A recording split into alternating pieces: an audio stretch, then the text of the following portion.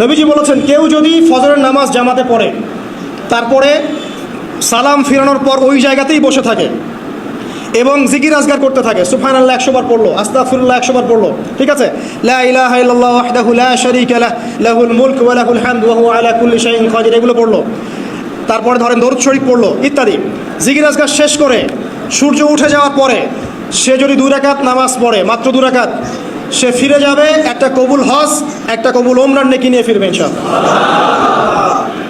আরেকটা নামাজ আছে, যদি পসিবল হয় পড়তে পারেন, 8টা থেকে 10টার মধ্যে পড়ে ফেললে ভালো, এরপরে সূর্য উঠে যায়, সূর্য গরম হয়ে যায়।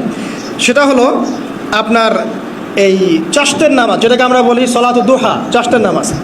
আমরা অনেকে রিজিকের সমস্যায় ভুগি না, দারিদ্রতা, রিজিকের সমস্যা, আমাদের অভাব, এই সমস্যা আছে না?